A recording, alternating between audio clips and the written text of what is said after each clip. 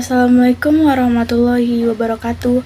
Kami dari kelompok 2 ingin sedikit memaparkan materi mengenai metode berusaha dari owning ekonomi ke sharing dan menganalisis shifting dari leisure ke self-esteem. Baik, langsung saja pada pembahasan pertama, yaitu apa itu owning dan sharing. Menurut dari bahasanya, owning berarti kepemilikan, sedangkan sharing berarti saling berbagi. Konsep owning ialah memiliki usaha sendiri atau perorangan, serta dikelola secara mandiri, sehingga segala sesuatu yang terjadi ditanggung dan dirasakan sendiri, seperti untung dan rugi, ataupun investasi. Sedangkan konsep sharing merupakan usaha bersama dalam bentuk kolaborasi. Konsep owning sendiri merupakan konsep usaha yang lama. Jadi, apabila konsep owning beralih ke konsep sharing dalam arti lingkup usahanya masih sama dan tidak berganti, justru akan mendapatkan manfaat yang lebih baik. Efek positif dari perkembangan ekonomi berbagi di Indonesia membawa implikasi sosial ekonomi yang luas. Analisis mendalam terhadap aspek-aspek ini mengungkapkan dampak yang signifikan, termasuk peningkatan dalam produktivitas, dorongan bagi kreativitas berwirausaha, dan inovasi. Pengembangan bisnis kolaboratif di Indonesia memberikan kontribusi nyata terhadap peningkatan peluang kerja, baik sebagai pekerjaan utama atau tambahan. Munculnya ekonomi berbagi menggambarkan paradigma ekonomi inovatif yang merambah ke dalam pemakaian sumber daya terbagi, komoditas, layanan, serta tenaga kerja. Dimanfaatkan melalui teknologi canggih guna menghasilkan pelayanan dan produksi baru. Partisipasi aktif dalam ekosistem ekonomi berbagi di Indonesia telah memainkan peran penting dalam diversifikasi pasokan di pasar, baik dalam konteks makanan seperti GoFood dan GrabFood, akomodasi seperti Traveloka, maupun transportasi seperti Grab dan Gojek. Di Indonesia, masyarakat sudah mulai mengerti akan kepentingan serta peluang yang dihadirkan oleh model bisnis semacam ini, terlihat dari adopsi platform-platform yang berhubung dengan sektor makanan, transportasi, dan akomodasi. Selanjutnya yaitu kita akan bahas mengenai leisure ke self-esteem. Dalam era modern yang terus berkembang dengan pesat, kita menyaksikan perubahan dramatis dalam cara manusia memandang, mengalokasikan, dan mengapresiasi waktu serta aktivitas mereka. Dalam kerangka ini, konsep leisure atau bisa disebut dengan waktu senggang, esteem atau bisa disebut dengan penghargaan diri, muncul sebagai elemen sentral dalam memahami perilaku individu dalam konteks masyarakat dan teknologi yang semakin maju.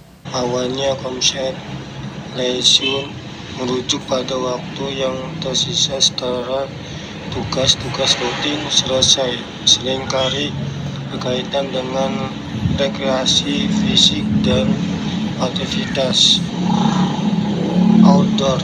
Namun, perkembangan teknologi informasi dan pergeseran budaya telah mengubah paradigma ini. Leisure tidak lagi hanya berarti liburan atau aktivitas fisik semata. Pengalaman digital dan keterlibatan dalam dunia maya sekarang juga dianggap sebagai bentuk leisure modern.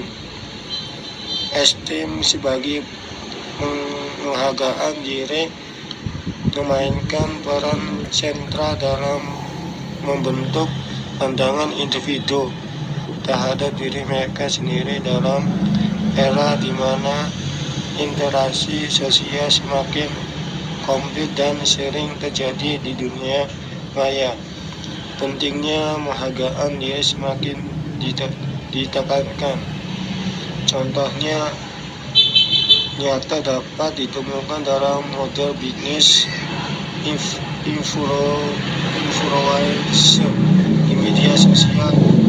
Seseorang dapat membangun branding currency mata uang penghargaan diri dengan mengumpulkan pengikut dan interaksi positif. Ini kemudian dapat diubah menjadi peluang bisnis atau kemitraan yang menguntungkan. Dengan demikian, esteem ekonomi menciptakan cara baru untuk menghubungkan aktivitas leisure dengan nilai ekonomi. Dalam era yang semakin kompleks ini, konsep leisure system dan sistem ekonomi saling terkait dan berdampak satu sama lain. Aktivitas leisure yang memberikan kepuasan diri dapat meningkatkan sistem individu, terutama ketika aktivitas tersebut mendapatkan pengakuan dari orang lain melalui media atau platform online. Setelah materi di atas yang kami paparkan tadi, kami menarik kesimpulan bahwa munculnya ekonomi berbagi menggambarkan paradigma ekonomi inovatif yang merambah ke dalam pemakaian sumber daya terbagi, komoditas, layanan, serta tenaga kerja. Dimanfaatkan melalui teknologi canggih guna menghasilkan layanan dan produksi baru. Konsep leisure akan terus mengalami evolusi dalam era digital. Aktivitas leisure yang terkait dengan teknologi akan semakin mendominasi, menciptakan peluang baru untuk eksplorasi, hiburan, dan interaksi virtual. Namun, keseimbangan antara aktivitas leisure digital dan fisik tetap penting. Konsep sistem dalam era mendatang akan terus dipengaruhi oleh pengakuan sosial di dunia maya. Media sosial dan platform digital memberikan kesempatan untuk mendapatkan pengakuan. Cukup sekian presentasi dari kelompok 2. Apabila ada kekurangan mohon maaf. Wabillahi taufiq wal hidayah. Wassalamualaikum warahmatullahi wabarakatuh.